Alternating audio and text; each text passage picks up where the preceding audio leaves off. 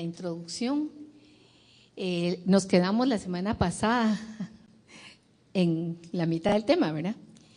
Y hablábamos que el libro de Nehemías es una analogía con nuestra vida espiritual, pero también es un camino de vida. No solo es algo que podemos comparar, sino es una manera en que podemos vivirlo. Y les hablaba de que cuando Adán salió del huerto del Edén, no salió, más bien fue echado del huerto del Edén y salió por la puerta de oriente. Salió con la muerte sobre sí, ¿verdad? Y todo su ser quedó completamente en oscuridad para Dios, todo su ser. Veíamos también cómo Nehemías en algún momento llora delante del rey y está él en su corazón muy triste por el estado de Jerusalén, por los 70 años de cautiverio que había quedado desolada. Y yo hacía un paralelismo con el corazón de Dios que llora por nosotros, ¿verdad? Que está Él desolado cuando ve la condición en que el enemigo ha destrozado nuestras vidas por estar alejados de Él. Pero les concluía también que Él es el que nos levanta, Él es el que nos restaura, Él es el que hace que nuestra vida tenga sentido, ¿verdad? Entonces solamente era como un resumen de lo que fue la semana pasada. Y alguien me preguntó esta semana, ¿por qué es importante estudiar a veces cosas que como que, ¿para qué nos van a servir, verdad? Y nos quedamos, ¿por qué estamos viendo esto? Y yo le daba una respuesta, pero pensé más en ella y el Señor me ponía varias cosas. Uno, cuando hablábamos de puertas específicamente, cuando uno conoce quién es el enemigo, puede resistirlo de mejor manera, ¿verdad? Y hace unas semanas, creo que Juan José fue el que dijo aquí, que el enemigo no era alguien de afuera, sino que era el que estaba dentro de mí. Esos son los peores enemigos. Conocerlos ya de por sí nos da una ventaja, ¿sí o no? Entonces, conocer lo que la palabra nos dice nos da una ventaja. Además, la palabra nos exhorta a ser vigilantes. De esto hablan las torres de vigilancia que también habían en el muro. Nuestra vida debe de ser eso, un constante estar vigilantes, porque nuestra vida es muy valiosa. El precio que pagó Dios por nosotros no fue ni con oro ni plata, dice la misma palabra, sino con la preciosa sangre de Jesucristo. Entonces tenemos un valor impagable, humanamente hablando, y debemos de vigilarla. Cuando nosotros cerramos esas puertas que pueden estar abiertas, nos da seguridad, pero sobre todo nos mantiene en seguridad delante del Señor. Y luego, en Mateo el mismo Señor nos da la respuesta tan importante. El que oye y entiende da fruto. Cuando nosotros escuchamos la palabra de Dios y entendemos, damos frutos. Porque Él mismo dice que cuando alguien oye la palabra acerca del reino y no la entiende, ¿quién viene? El maligno. Y arrebata, dice, arranca lo que se sembró en su corazón. Y esta es la semilla sembrada junto al camino. Cuando nosotros no tenemos entendimiento, el enemigo puede venir y destrozar lo sembrado por el Señor. Así que yo pensé en esto y dije, voy a compartirlo con mis hermanos. Qué importante es comprender no solo o conocer un poquito a la palabra, sino meternos en ella más profundamente y entenderla. El tema de las puertas de la semana pasada hablamos de 5 puertas. ¿Se recuerdan ustedes cuáles fueron? La primera era la puerta de las ovejas, la segunda la puerta del pescado, después seguía la puerta vieja, la puerta del valle y la puerta del muladar. Y estas puertas, curiosamente, van en el reloj, yo les explicaba, las agujas como que fueran al revés, van hacia abajo, porque indican cómo el hombre tiene que descender en su orgullo. Pero fíjense que no solo habla del hombre, también habla de Jesucristo, el Hijo de Dios, que siendo Dios no consideró ser igual a Dios importante, y bajó y se humilló. Y la palabra nos dice que nosotros debemos aprender de Él, que es manso y humilde de corazón. Isaías 2:17 dice que será humillado el orgullo del hombre y abatida la altivez de los hombres. El Señor solo será exaltado en aquel día. Va a haber un día en que el hombre, todos los hombres, Aún los que no hayan creído en Él van a doblar su rodilla delante del Señor Jesucristo. Toda rodilla se doblará delante del Rey de Reyes. Amén. Y se doblarán porque ante el Rey no podrán estar nadie de pie. El orgullo tiene que caer. De eso hablan esas 5 puertas. La puerta de las ovejas, que yo les recuerdo, se trata de Jesús. Él es el que vive, no yo. Él es el que reina y no yo. Él es la puerta de las ovejas, el que murió en la cruz. Él es el que viene por nosotros a rescatarnos del mar de la perdición, pero comparte con nosotros su ministerio. Y Él es nuestro Rey soberano. Pero también Él es el que nos permite ver la puerta vieja. Y no solo nos permite verla, sino que recordarla para testimonio de dónde estábamos y las grandes y maravillosas obras que Él ha hecho por nosotros. Amén. Y luego vimos la puerta del valle, esa puerta donde nuestro buen pastor va a nuestro lado, no nos deja nunca. Cantábamos, su amor no se acabará, su amor es fiel. Nosotros podemos fallar, pero Él no falla, Él es fiel siempre. Y terminamos con la puerta del muladar, una puerta que nadie quiere abrir porque es la puerta sucia, la puerta donde todo se quemaba. Vimos que era la puerta que era verdaderamente espantosa, pero qué necesario es abrir esa puerta y sacar toda la basura que encontramos en nuestro corazón a diario. Esa puerta debe abrirse y cerrarse a diario, en el sentido de todos los días debo ir a los pies de Jesucristo para ponerme a cuentas con Él. Amén. Y ahí terminamos, porque eso fue lo que nos dio el Señor tiempo. Hoy vamos a tratar de cubrir las puertas que van del camino hacia arriba.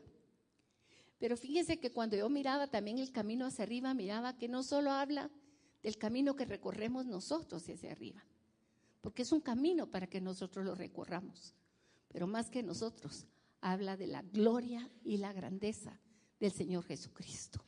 Amén. Y vamos a empezar entonces con la primera puerta, que está después de la puerta del muladar. Y se llama la puerta de la fuente.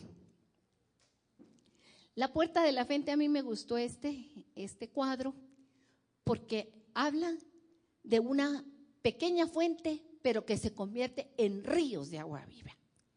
No sé quiénes de ustedes, yo les mencioné algo de una fuente la semana pasada, he visto una fuente de agua. Yo tuve la oportunidad hace muchos años de ir al río San Juan, al nacimiento del río San Juan. Y me recuerdo, no sé cómo estará hoy en día, pero era de un pequeño como paredón, salía un chorrito que apenas, de un agua fríísima, pero conforme seguía saliendo el chorrito, se iba formando un río. Y el río cada vez más ancho y más profundo. Y así es la fuente de la que vamos a hablar hoy. Hay una puerta por donde se llega a la fuente. La puerta sigue siendo Jesucristo. Pero esa fuente de la que habla esta puerta, fíjense que conducía al acceso principal, que era el afluente de Gijón. Y esa era la única fuente de agua viva en Jerusalén. Si no hubiera habido esa fuente, y si no estuviera esa fuente ahí no hay agua. Porque de ahí era que cogían agua para toda la ciudad. Sin embargo, esa fuente era pequeña. De hecho, ahí está todavía hoy y sigue brotando agua ahí. Pero esa fuente sigue brotando. Y fíjense que lo curioso es que es una fuente subterránea, no se ve. Y fluye entre rocas. A pesar de las rocas le sirven de camino hasta que se abre a luz afuera y brota y brota y brota. ¿Cuántos cientos de años ya hay esa fuente inagotable? Lo que de Dios se conoce espiritualmente, Él permite que lo veamos en lo natural. Esa fuente aparece en Nehemías 2:14 y 3:15.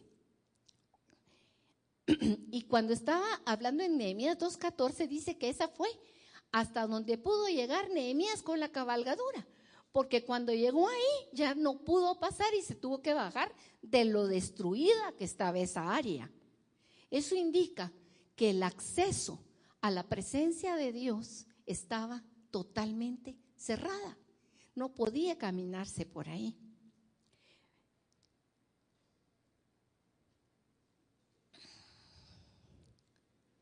La fuente representa a Dios mismo y nos habla de origen, es el lugar donde surge.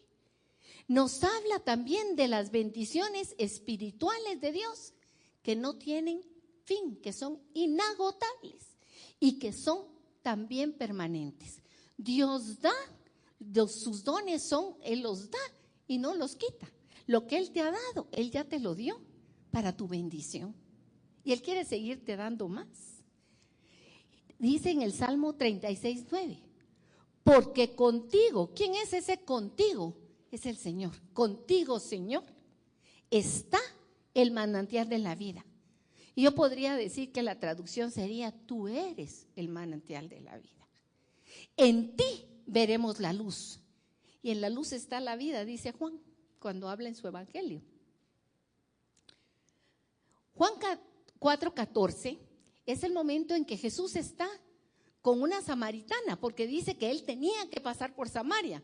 No era que no hubiera otro camino, sino que a Jesús le era necesario porque tenía que tener un encuentro con una persona en ese lugar. Y esta mujer, cuando se encuentra con él, empiezan a hablar de dónde viene la salvación y quién es él. Y Jesús le dice, dame de beber, porque ella estaba sacando agua de un pozo, era una fuente también. Y ella le dice, bueno, ¿y cómo es que tú me pides a mí, que siendo yo samaritana, los judíos no tienen relación? Y Jesús le dice, es que tú no sabes de dónde viene la salvación viene de los judíos, le dice. Y si tú supieras quién es el que está pidiéndote, tú le pedirías a él. Y entonces ella se queda, bueno, ¿y acaso tienes tú un balde con qué sacarla? Este pozo es profundo, le dice. Miren, la conversación humana que no entiende. Ella no había entendido nada. Y Jesús le está hablando de la fuente del agua viva. Y él le dice que él le va a dar un agua que le va a calmar la sed para siempre. Juan 4:14 le dice, mas el que bebiere del agua que yo le daré, no tendrá sed jamás. La fuente de agua del Señor no es un agua cualquiera, es un agua viva. Tiene vida en sí misma y calma la sed, para no tener sed nunca más, pero no el anhelo de tenerlo a Él. Y dice, sino que el agua que yo le daré será en Él una fuente. O sea, el agua que brota se va a estar adentro de nosotros y se va a convertir en nosotros el mismo manantial de vida. Que se convierta, dice, en agua que salta para la vida eterna. No solo es agua para aquí, sino que es agua hasta para la eternidad. Dios es espíritu. Y subrayen esto si tienen su Biblia abierta. Porque esa fuente de agua es el espíritu mismo de Dios. Y sin Él es imposible conocer a Dios. Porque Dios es el que escudriña el corazón de Dios y el que escudriña nuestro corazón. Y es Él el que nos revela a Dios. Es su espíritu en nosotros el que también nos revela quiénes somos nosotros mismos. Y dice, y los que le adoran tienen que adorarlo en espíritu y verdad. Y entonces la mujer le dice, sí, yo ya sé, le cambia el tema a religión. Y le dice, yo ya sé que tiene que venir el Mesías, llamado el Cristo. Cuando Él venga, nos declarará o nos explicará todas las cosas. Y entonces Jesús le declara quién es. Y miren qué interesante, le dice, yo soy. No es como nosotros usamos el yo soy de identificación. Ese yo soy es el yo soy de Dios. Yod, Hei, Vav, Hei. Jesús se identifica con la mujer como el Todopoderoso, como el Dios eterno.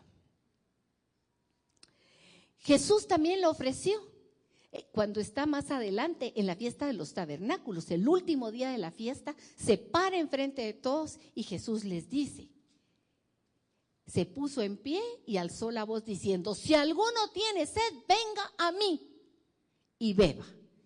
El que crea en mí, de su corazón, como dice la Escritura, de su interior correrán ríos de agua viva. Y esto dijo del Espíritu que habían de recibir los que creyesen en Él, pues aún no había venido el Espíritu Santo, porque Jesús aún no había sido glorificado. Entonces, cuando hablamos de la fuente, estamos hablando de Dios mismo, de su esencia misma, que ya no es solamente una fuente de agua en Jerusalén que brota y que sigue ahí. Es Él mismo que viene y que mora en nuestro corazón y que brota aún entre las piedras que puedan haber en nosotros para saltar para agua de vida eterna. Si nosotros hemos creído, el Espíritu Santo, la fuente de Dios, está dentro de nosotros. Amén.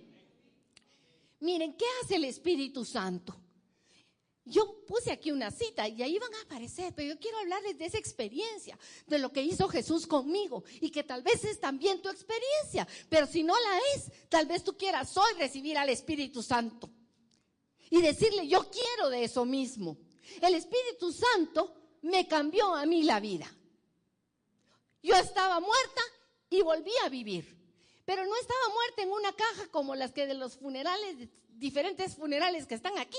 Yo estaba como un zombie, como un muerto que camina. Pero el Señor me dio vida cuando creí en Él. Pero no es algo solamente de aquí, de mi cabeza. Me cambió la vida porque me cambió mi manera de pensar. Yo pensaba muy diferente hace 34 años que conocí al Señor. Mi mente ya no es la misma hace 34 años. Me cambió mi matrimonio. Me cambió la manera de educar a mis hijos. Me cambió la manera de ser amiga. Me cambió la manera de verme a mí misma. Me hizo una revolución en mi vida, el Espíritu Santo. Eso fue lo más precioso que me pudo haber pasado a mí. Porque de verdad me cambió la vida para mejor. Amén, gloria a Dios.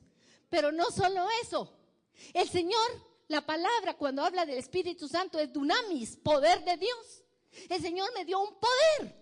Y muchos dicen, ¿qué poder? Bueno, y poder, podemos hacer milagros en el nombre de Jesucristo. Nosotros somos, yo he visto, no voy a hablar de nosotros, voy a hablar de mí, dije, ¿verdad? Yo he visto gente que estaba muerta y ser resucitada. He visto gente endemoniada ser liberada. He visto gente enferma ser sanada. A mí misma el Señor ya me sanó físicamente. Y he visto poder de Dios en muchas formas. He visto matrimonios restaurados, he visto el poder de Dios en vidas que estaban hechas pedazos y el Señor las ha levantado y las ha transformado para su gloria. Tal vez tu vida es una de ellas. ¿Sí o no? Él es poder y de verdad hemos ido de poder en poder, no subiendo escalones en la sociedad, sino de poder en poder espiritual. Pero no solo es ese poder. Es el poder que tiene la muerte de Cristo en la cruz, que primero que nada me salva del poder de la muerte. La muerte tenía un poder sobre mi vida, porque la paga del pecado era muerte. Y Jesús me liberó de la muerte. Aunque yo muera físicamente, viviré. Esa es la primera salvación. Pero también me salvó del poder del pecado ejercía sobre mí para que yo no pudiera dejar de pecar. El pecado ya no me gobierna a mí, ni el pecado ni el diablo. Cuando yo peco, no es porque sea esclava del pecado, sino porque yo quiero, porque mi carne se rebela. Pero el Señor ya me dio el poder de vencer esa carne y vencer al enemigo. Amén. Pero además me libró también del poder de las consecuencias del pecado, porque cuando mi vida cambia y yo hago lo que el Señor me ha puesto, sus mandamientos, que ya no son una carga, sino son una bendición, las consecuencias cambian. Cuando lo que uno siembra, eso produce. Antes sembraba pecado, producía corrupción. Ahora en el Señor peco eventualmente, pero voy a los pies de Cristo, soy perdonada, soy limpiada, soy restaurada y siembro en la santidad del Señor, porque el Espíritu que vive en mí me está llevando a esa santidad. Amén. Entonces, el Espíritu Santo dice que en el Salmo 87:2, ama el Señor las puertas de Sión. Cuando habla el monte de Sión, es el monte de la santidad. Más que todas las moradas de Jacob. El lugar donde Él quiere habitar es en un corazón santo. un corazón que se ha apartado para Él, un corazón que quiere hacer su voluntad, un corazón donde sus mandamientos no son un esfuerzo, sino que son una alegría, porque uno recibe la bendición de llevarlos a cabo. Amén. Él es nuestro consolador. Él nos lleva a toda verdad. Él es nuestro ayudador en toda circunstancia. Yo soy testiga de esto. Hay un canto que dice, yo soy testiga del poder de Dios, y efectivamente lo soy. Yo he visto a este Espíritu Santo consolándome. Yo he sentido su presencia en momentos de angustia, de temor, y Él me ha liberado, pero también me ha llevado a toda verdad en la palabra de Dios, de conocimiento en conocimiento, viendo su gloria, como dice Juan. Le hemos visto de gloria en gloria. Él me ha ayudado, y a ti también. Esta es la fuente, la puerta de la fuente que fue restaurada, permitió que pudiéramos llegar a la fuente misma de Dios. Amén. Pero cuidado, mis hermanos, porque Dios nos hizo libres. Para ser libres nos libertó Cristo.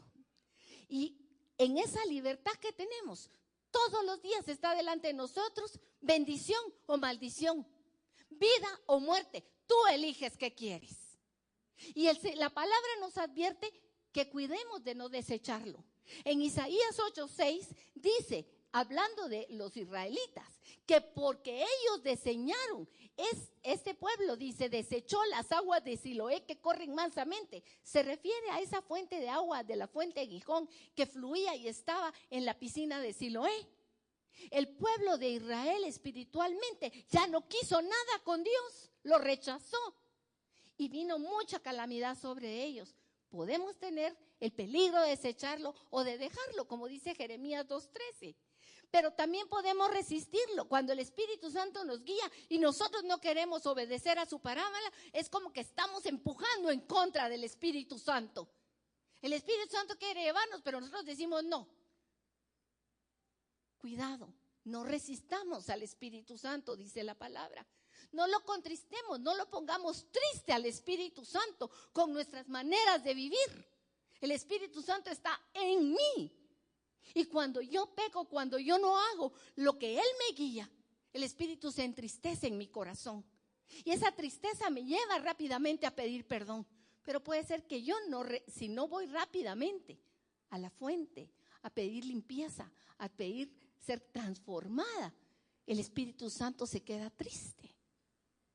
Pero después de la tristeza puede incluso apagarlo si yo menosprecio lo que Él me dice. Cuando habla aquí de profecía, dice en 1 Tesalonicenses 5, 19, 20, dice, no apaguéis el Espíritu, no menospreciéis la profecía. Y cuando habla de la palabra profética más segura, esta es la palabra más profética, más segura, mis hermanos. No menospreciemos lo que ya el Señor nos dio en su palabra. La palabra para nosotros es maravillosa y la debemos de tener así. Cuidado con blasfemar, este es el último. Perdón, no es el último, es el penúltimo. Porque se puede blasfemar al Espíritu Santo y Jesús dijo, todos los demás pecados van a ser perdonados, pero la blasfemia al Espíritu Santo no.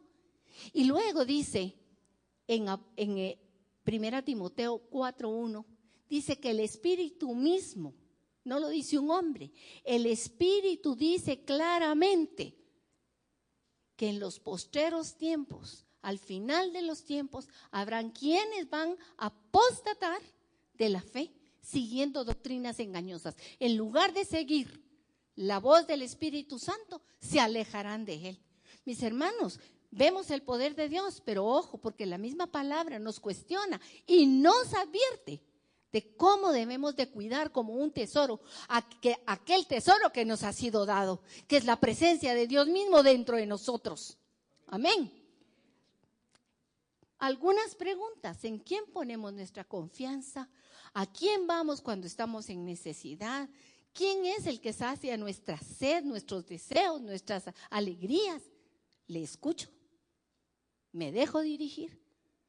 Tú no me respondas a mí. Esta es una respuesta personal tuya al mismo Dios, al Padre, a Jesucristo. Y no es para el domingo, es para cada día de mi vida. Siguiendo adelante, hay una nueva puerta, y es la puerta de la fuente de las aguas. Me gustó ver esto porque ¿qué tiene que ver con aguas? La palabra dice que hay aguas arriba y hay aguas abajo. Pero también cuando yo estudiaba la puerta de las aguas, investigué porque me dije la fuente, las aguas como que parecían la misma cosa. Pero fíjense que no, una cosa es una y la otra es la otra. La puerta de la fuente es el origen. La fuente de las aguas es la palabra. Y curiosamente es el número 7, es la séptima puerta. Vamos a leer algunas citas que hablan de esta puerta. En Génesis 1:3 vemos que, y dijo Dios, sea la luz, y fue la luz. El Salmo 119:89 dice, para siempre, oh Señor, permanece ¿qué? Tu palabra en los cielos. Mateo 4:4, Jesús le respondió, escrito está, no solo de pan vivirá el hombre, sino que ¿de qué? De toda palabra que sale ¿de dónde? De la boca de Dios. Génesis 1:3, ¿de dónde salió? Y dijo Dios, de la boca de Dios. Juan 1:1 nos describe esto de una manera maravillosa. Juan 1:1 dice, en el principio era el verbo, y el verbo era con Dios, y el verbo era Dios. Y nos quedamos a veces, ¿y eso qué es, verdad? Porque nosotros el verbo son las acciones, y tienen pasado, presente y futuro, ¿se recuerdan? De gramática, en el colegio, en la primaria.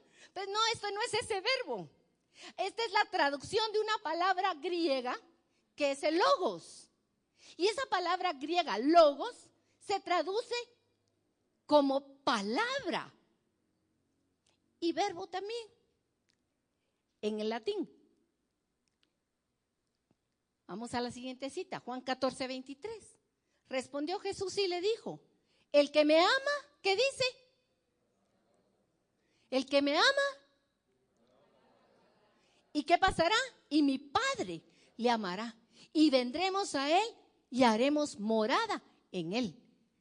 Vosotros ya estáis limpios por la palabra que os he hablado. Esa palabra es agua que limpia. La palabra es las aguas de la palabra. Jesús dijo, santifícalas en tu verdad. Tu palabra es la verdad. Jesús le respondió, escrito está, nuevamente, se me duplicó la cita. No solo de pan vive el hombre, sino de toda palabra que sale de la boca de Dios. Y él mismo dijo, el cielo y la tierra pasarán, pero mis palabras no pasarán. El número 7 habla de Dios, pero no solo estas, tengo otras citas. Juan 5:38, Juan 17, Colosenses 1:16, esta me interesa mucho. Colosenses 1:16 dice, porque en él, ese él es Jesucristo, en él fueron criadas. Cuando Dios abrió la boca, era Jesús que salía por su boca.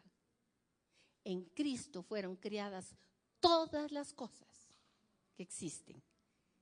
Y dice 1 Tesalonicenses 2:13, porque cuando ustedes escuchan la palabra de Dios que les predicamos, la aceptaron no como palabra de hombre, sino según es en verdad la palabra de Dios que actúa en ustedes los creyentes.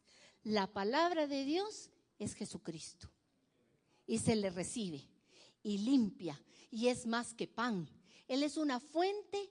La fuente es el origen, que es Dios mismo. Jesucristo fue engendrado y salió y nos ha sido dado como aguas que saltan para vida eterna en nosotros.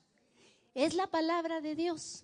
Es las 7 y hay un punto muy interesante. Cuando vemos la historia en Nehemías de la reconstrucción de Jerusalén, primero vinieron Zacarías y Ageo, y lo primero que restauraron fue el altar de oración. Después lo que se restauró fue los cimientos del templo. Y después de eso vino Nehemías y puso los muros. Y lo último que se puso fue la palabra con Esdras, que lo vemos más adelante en el capítulo 8. Pero uno se pregunta, ¿por qué empezaron de adentro si todo lo de afuera estaba destruido? ¿No era mejor empezar de afuera y luego lo de adentro? No. Primero había que edificar el altar de oración, la relación de nosotros con el Señor. Así trabaja Jesús con nosotros. Jesús no empieza restaurando toda nuestra vida y quitando todos los problemas y ordenando todo lo de afuera de nuestras vidas. Jesús lo primero que viene es a hacer morada en mi corazón y a decirme quién soy, su hija amada, el valor que tengo, cuánto lo necesito. Y de ahí para afuera, de esa comunión con Él, se restaura toda mi vida. Y curiosamente, el día que Esdras en Nehemías 8 se presentó delante de todos para leer la palabra y levantarla, dice que estaba todo el pueblo reunido y todos lloraban y todos estaban ahí atentos. Ahí estaban niños, mujeres, jóvenes, ancianos, todos los que podían entender. Y dice que tenían sus oídos atentos, abiertos, estaban llorando, pero no llorando de pena, sino llorando, en primer lugar, me imagino yo, de arrepentimiento, porque cuando la palabra habla, viene y es un espejo que se presenta delante de nosotros para redarguirnos, para mostrarnos nuestro propio corazón, ¿sí o no? Pero también para mostrarnos la grandeza de su amor y de su verdad, porque nos muestra quién es Él. Y cuando nosotros le podemos ver de esa forma, la palabra nos está limpiando, nos está transformando. Lloraban de arrepentimiento y lloraban de agradecimiento. Y esta es la conclusión. Jesucristo es la palabra de Dios. En Hebreos 1, 2 dice que Dios nos ha hablado de muchas maneras, pero en estos últimos tiempos nos ha hablado por Jesucristo. Estos últimos tiempos empezaron ya hace 2000 años. Pero estamos más cerca ahora del fin que lo que estábamos hace 2000 años. Y Jesucristo es esa palabra viva, es una persona más que un libro. Él es el que lo curioso es que era el séptimo mes, que es la convocatoria de las fiestas finales de octubre, cuando se tocaban las trompetas al llamamiento, al arrepentimiento, la fiesta de Yom Kippur del arrepentimiento y la fiesta de los tabernáculos. Y el Señor me ponía esto en mi corazón. Jesús verdaderamente, Él es en estos últimos tiempos la trompeta que nos llama al arrepentimiento, la trompeta que nos invita a estar en su presencia, que todavía está diciendo, vengan a mí y pónganse a cuentas conmigo, porque yo no dejaré que su pecado, por rojo que sea, yo lo puedo volver blanco, dice el Señor. Él es esa trompeta, pero no solo es la trompeta, también Él es el Cordero de Dios que quita el pecado del mundo. Y Él es el tabernáculo eterno. Él es el lugar de nuestra morada final, nuestra habitación. Mis hermanos, cada puerta tiene un sentido espiritual maravilloso para nosotros. Jesucristo es la puerta de las aguas. Es su palabra viva que se mantiene en nosotros. Y qué importante es para nosotros que esta palabra tenga acogida constantemente en nuestro corazón. Amén. La puerta de los caballos es la octava puerta. Vamos hacia arriba. Si tienen su mapa de la semana pasada, ahí la pueden ver. Y puerta de los caballos. Me gustó esta foto. Los caballos son hermosos. Son un animal alto, grande, fuerte. Muy bien, todas las palabras que podamos expresar de este animal tan hermoso que Dios creó. Pero quiero hablarles algo del caballo porque los caballos tienen una significancia en la palabra de Dios. Nos hablan de fuerza y de poder. El caballo, especialmente en la Biblia, se ve como un animal para la guerra, porque el caballo, cuando entra en la batalla, no tiene miedo, va para adelante y tiene la fuerza, aunque se muera en la batalla. Es muy aguerrido. La vida del creyente tiene cantidad de batallas. La palabra nos lo advierte, 2 Timoteo 2:1-4 nos dice, yo solo puse el versículo 1, refiriéndose Pablo a su hijo Timoteo en la fe, le dice, tú pues, hijo mío, esfuérzate en la gracia que es en Cristo Jesús. Nuestro caballo en este tiempo es la gracia de Dios, pero no para cabalgar y hacer lo que se nos dé la gana, sino para permanecer en Cristo y hacer la voluntad de Dios nuestro Padre. Él es el que nos lleva de victoria en victoria, porque la vida cristiana es una batalla, y lo hemos hablado aquí muchas veces. Usted no entró a la vida cristiana para irse a sentar e irse de vacaciones. Desde el momento que usted empieza la relación con Cristo, hay alguien que está batallando por su alma y que lo quiere derribar y derrotar. Pero Jesucristo está ahí para ganar esa batalla. Así que en la Biblia el caballo habla de poder, autoridad y guerra, pero también de un contrincante, y no de un contrincante de nosotros. Nosotros somos poco contrincantes, es un contrincante al Señor. Y poner la confianza en los caballos es oponerse a la confianza en Dios. Y subrayo ahí fuerza humana. El caballo representa la fuerza humana. Dios la describe así a través de su palabra. Salmo 27 dice: estos confían en carros y aquellos en caballos, mas nosotros en el nombre del Señor nuestro Dios tendremos memoria. Cuando nosotros tenemos una batalla espiritual, un problema en la vida, ¿en qué confiamos? ¿En mis habilidades? ¿En la fuerza humana que todavía tengo? ¿En la juventud? ¿En los estudios que tengo? ¿En la universidad? ¿En los títulos? ¿Dónde está tu confianza? ¿En tu trabajo? ¿O está, como dice aquí, en el nombre de nuestro Señor? ¿Quién es tu confianza? Luego dice el Salmo 33, 17, vano para salvarse es el caballo. Y se los decía a gente que creía que el caballo era lo mejor para la guerra. Y el Señor dice, no, eso para salvarse no sirve. La fuerza tuya no sirve para salvación, porque la grandeza de su fuerza a nadie podrá liberar. Tu grandeza de tu fuerza, por muy fuerte que tú seas humanamente, por muchas virtudes, por muchos dones, por mucha inteligencia, no te puede salvar. La fuerza humana es un contrincante de Dios. Y el Señor nos advierte, ¡ay!, de los que descienden a Egipto por ayuda. ¿Y confían en quién? En caballos, confían en sus fuerzas. Y Egipto representa el mundo. Hay de aquellos que se van al mundo buscando ahí respuesta a sus necesidades. Y su esperanza ponen en los carros que eran jalados no por uno, por varios caballos. Dice, porque son muchos, y en jinetes, porque son valientes. Y no miran al Santo de Israel, ni buscan al Señor. En el Salmo 147, 10, hablando el Señor, nos dice, no se deleita a Él en la fuerza del caballo, ni se complace en la agilidad del hombre. Dios no le interesa tu fuerza. Al contrario, Pablo dice que en su debilidad el Señor hace grandes proezas. Es en nuestra debilidad cuando somos débiles, fuerte es Él. La fuerza de Él es la que necesitamos, no la nuestra. Y el Salmo 32, 9, el Señor mismo nos dice, no seáis como ¿quién? ¿No los oí? Qué duro suena, ¿verdad? Miren cómo el Señor nos dice, no seáis, no es un insulto. Nos está hablando que el caballo y el mulo eran muy apreciados, eran un animal de riqueza, de poder. Los que los tenían eran los reyes. Pero Él dice, no seamos como ellos en su carácter, que para poder domesticarlos tienes que ponerles rienda. Así que, mis hermanos, la puerta de los caballos nos habla de fuerzas. Y esta es importantísimo porque estamos viviendo la etapa de que entramos y salimos por las puertas de los caballos todos los días.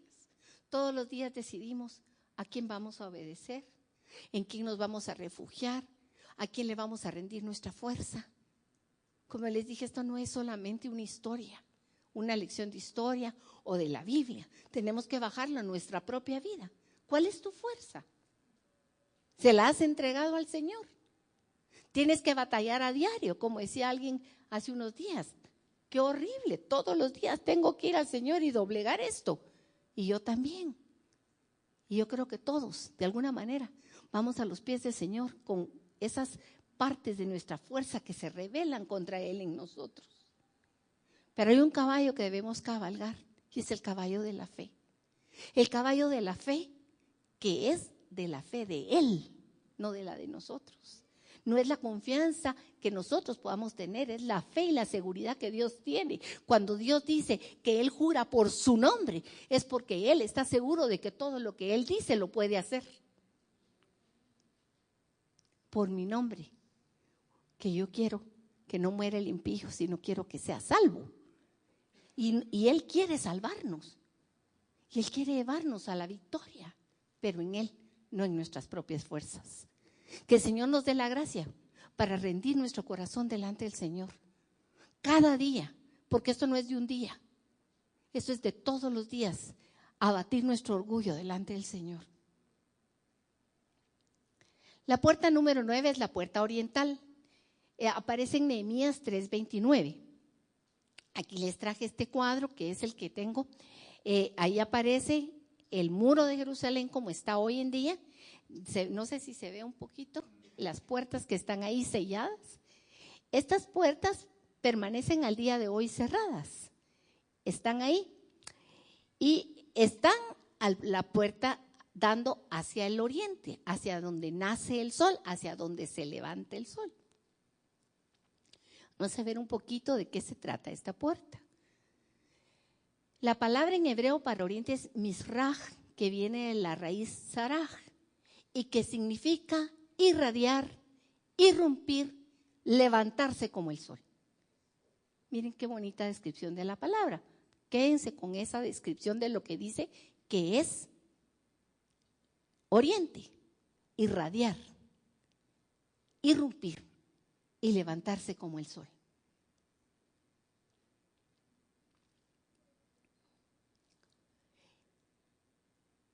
Y nos habla de presencia de Dios. En Génesis 2:8 y Génesis 3:24 encontramos algo muy interesante. Dice, y el Señor Dios plantó un huerto en Edén. ¿En dónde? Al oriente. Y puso allí al hombre que había formado. ¿Dónde fue plantado el huerto de Edén? ¿Dónde era el lugar donde el Señor se reunía a diario con el hombre? ¿Dónde era donde se manifestaba su presencia? En el jardín del Edén, pero ¿dónde quedaba? En el oriente, en el oriente. Pero en el Génesis 3:24 viene la palabra y nos dice, echó pues fuera al hombre y puso al oriente del huerto de Edén querubines y una espada encendida que se revolvía por todos lados para guardar el camino del árbol de la vida. El hombre salió por la puerta de oriente del huerto del Edén. Vivía en el Edén que estaba en el oriente y fue echado por la puerta de oriente de la presencia del Señor. Vayan guardando esos detallitos porque al final vamos a ver de qué nos está hablando el Señor con estos detalles. Ezequiel 11 nos da algunos detalles de la puerta oriental también. Cuando Ezequiel es llevado por Dios mismo de las guedejas, dice que lo agarró de los chirulitos de pelo que tenían los judíos, o que aún todavía muchos de ellos usan, lo levantó en el espíritu y se lo llevó a Jerusalén. Él estaba en Babilonia y viene el Señor y lo agarra, se lo lleva a Jerusalén y lo lleva dentro del templo. Y cuando está dentro del templo le permite ver lo que se está haciendo adentro del templo. Y Ezequiel 11, todo el capítulo, habla de lo que fue a ver Ezequiel en Jerusalén, en el templo, en el lugar de la presencia de Dios, en el lugar que habitaba Dios. Se había deshonrado su nombre, se habían puesto imágenes de reptiles y de cosas espantosas en las paredes. Los que eran los encargados de enseñar al pueblo estaban cometiendo oprobios ahí. Y en el versículo 23 de ese mismo capítulo dice que la gloria del Señor se levantó o sea, la presencia de Dios que había estado ahí desde que Él bajó. ¿Se recuerdan en Éxodo cuando van los israelitas y hacen el tabernáculo y el Señor baja y se pone ahí en la morada? Y después cuando Salomón hace el templo y consagra el templo al Señor, la nube del Señor bajó y se instaló adentro del templo. Ahí había estado el Señor siempre con ellos, no los había abandonado nunca. Pero aquí fue tal a donde llegaron de perversidad que el Señor se levantó porque su pueblo lo echó de su tabernáculo. Lo sacaron fuera y el Señor salió por la puerta de oriente. La puerta quedó cerrada. Esto lo dice Ezequiel 44, 1 y 2. Porque por ahí pasó el Señor. Es una puerta profética, mis hermanos. Es algo que nos habla de tiempos futuros. Es palabra del Señor que anuncia lo que habrá de venir. Y habla de la segunda venida del Señor. La puerta de oriente está hoy cerrada, pero ese lugar donde vendrá el Señor, enfrente está el Monte de los Olivos, y ahí es donde el Señor Jesucristo en su segunda venida va a venir y va a poner sus pies. Y se encuentra en el valle de Cedrón, entre el Monte de los Olivos y el Monte Moría. Este es el valle que cruzará Jesús en su entrada triunfal. Ya no va a venir como un bebé, sino como Rey de Reyes y Señor de Señores. Amén. A Jerusalén. Y este también es el valle donde se va a llevar el juicio de las naciones. Sin embargo, hoy, ¿cómo está esa puerta? Está cerrada. Todavía no ha venido Jesucristo. Todavía no ha llegado ese tiempo en que Él venga como Rey a juzgar. Pero algo que me mostró el Señor: la puerta de Jerusalén está cerrada, la puerta de Oriente. Pero para nosotros, los que hemos creído, esa puerta ya se abrió. Cuando Jesucristo con su sangre entró en el tabernáculo eterno, llevando la sangre del Cordero hasta el mismo tabernáculo y la derramó sobre el propiciatorio. Y está abierta para que confiadamente entremos al trono de la gracia, mi hermano. Nosotros no vamos a estar aquí cuando Él venga en la segunda venida. Nosotros vamos a venir con Él probablemente. Amén. Pero Él ya nos abrió esa puerta. Y es nuestro derecho y privilegio atravesarla y llegar a su presencia constantemente con el Rey de la Gloria. Juan 14:6 dice: yo soy el camino, yo soy la verdad, yo soy la vida. Gloria al Señor. Amén. Miren, llegamos a la puerta número 10, que es la puerta del juicio o de la inspección.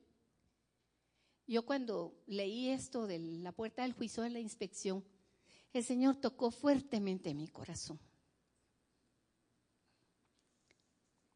Cuando hablan de juicio, uno se imagina a un juez severo delante de un acusado pidiendo cuentas, ¿verdad? Pero al ver más de cerca esta puerta, entendí varias cosas. ¿Va a haber un juicio ahí? Sí. Pero más que un juicio, también la palabra original en el hebreo se traduce inspección. ¿Por qué? Porque esta era la puerta de revisión o de registro cuando venían las personas de regreso. Era como pasar un puesto de aduanas, cabalmente, como donde se presentaban los documentos de identidad de la persona. Pero no solo era para saber quién entraba y quién salía, sino que era también la puerta cuando venían los ejércitos de batallar. Llegaban aquí y por esta puerta entraban. Y debía tenerse un permiso ahí para seguir adelante.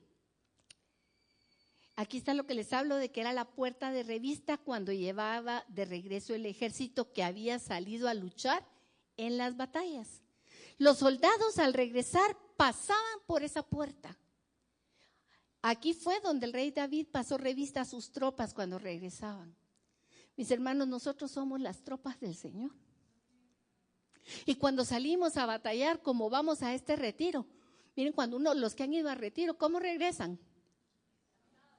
Agotados, uno regresa, ¿verdad? Cansado. Dice uno, ¿qué pasó? Pues pasó que fuimos a una batalla. ¿Cómo regresa uno después de que tiene una lucha interior? También regresa agotado.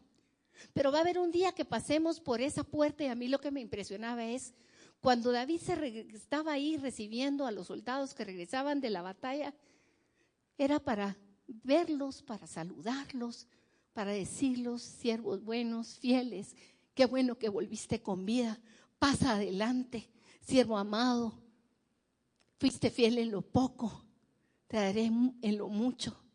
Era el lugar de los abrazos del reencuentro con David. Cuando la palabra habla de los valientes de David, se ve cómo lo querían a David. Dice que incluso en un momento que él estaba en peligro, ellos le dicen, no salgas tú, nosotros vamos a ir por ti. Y exponen su propia vida por su rey. Qué amor el que tenían esos soldados por su capitán, por su gobernante. Ese debe ser el amor de nosotros por nuestro Rey eterno, por Jesucristo.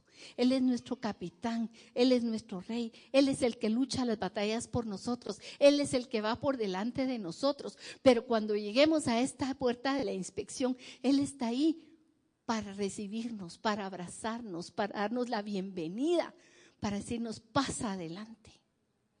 Eso es a mí me tocó muchísimo mi corazón. Porque yo quiero pasar por esa puerta.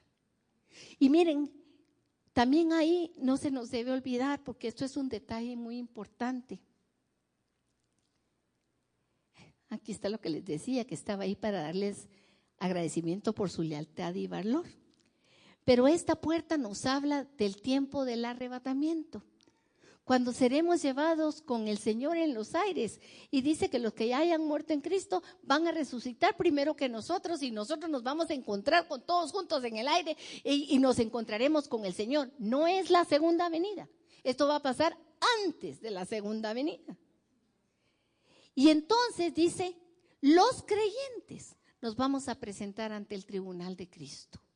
Este tribunal de Cristo ya no es para salvación o condenación.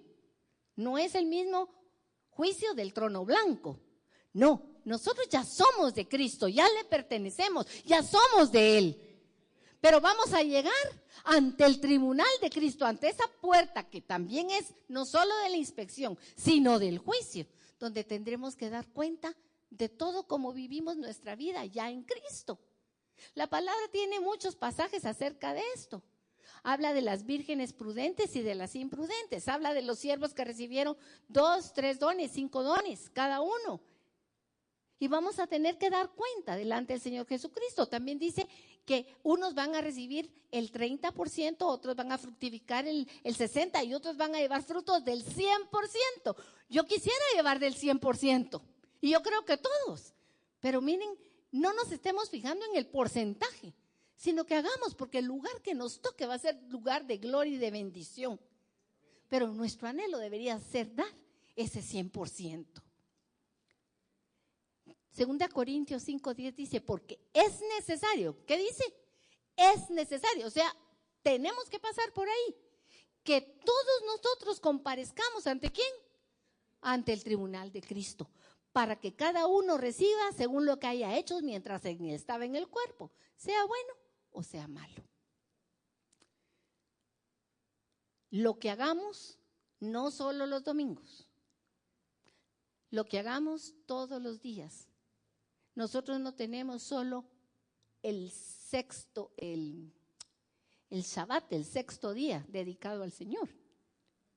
Nuestro Shabbat, nuestro descanso es eterno.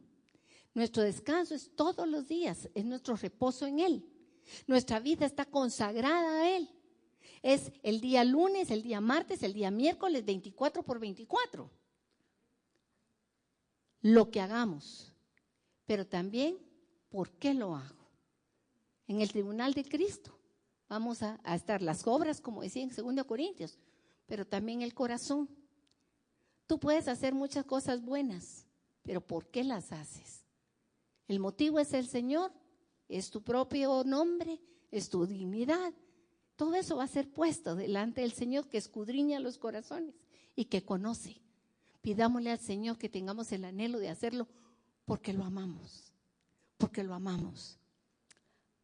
Ya les exige esto, no es el juicio del trono blanco que aparece en Apocalipsis 20. Tenemos claro eso, ¿verdad? Así que, mis hermanos, termino con esto y voy a pedir a los alabadores que nos acompañen. Vamos a alabar y bendecir al Señor por lo que hemos aprendido, por lo que Él nos ha hablado. Vamos a orar al Señor.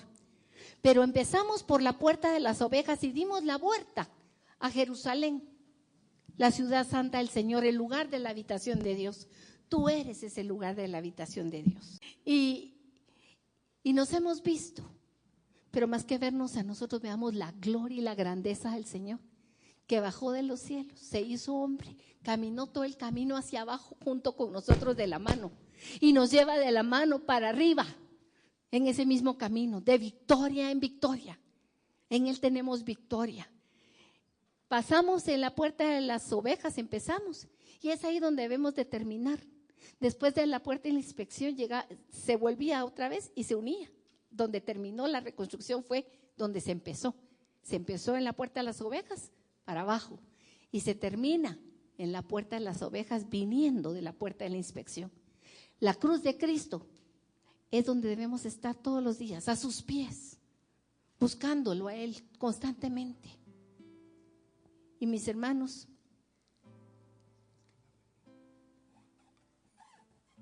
tenemos un testimonio en nuestras vidas que ni los ángeles tienen. Es el testimonio de la gloria del Señor en nuestra propia vida. Isaías 53:5 dice: mas Él herido fue por mis rebeliones, molido fue por mis pecados.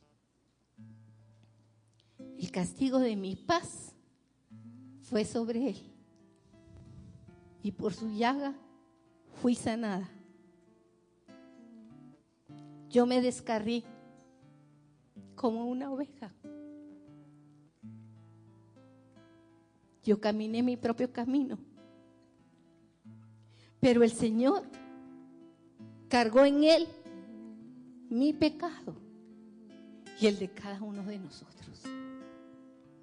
Tenemos un testimonio maravilloso que dar de Él por la eternidad, no solo para esta vida, porque nosotros sabemos lo que fue estar fuera de Él y lo que es estar en Él. Si quieres que oremos por ti, este es un buen momento. Te puedes levantar delante del Señor, puedes venir acá al frente y postrarnos ante sus pies para adorarlo, para alabarlo, para bendecirlo y darle gracias por su obra en nuestras vidas. Yo quiero agradecerte, Señor. Quiero darte las gracias, Señor.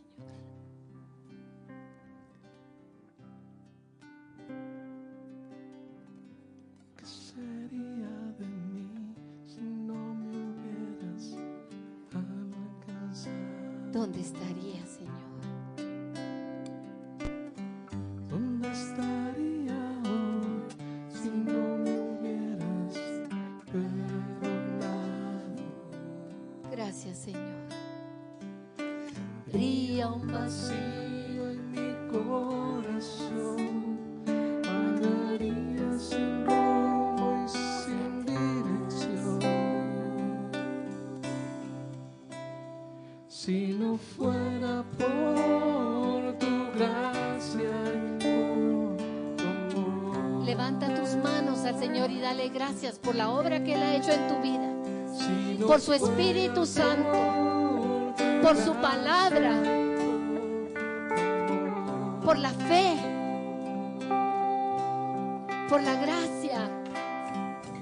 ¿Qué sería de Gracias, mí Señor, si no gracias. me hubieras Gracias, Señor. Levanto mis manos a ti, te alabo, te bendigo. Gracias, Señor. ¿Dónde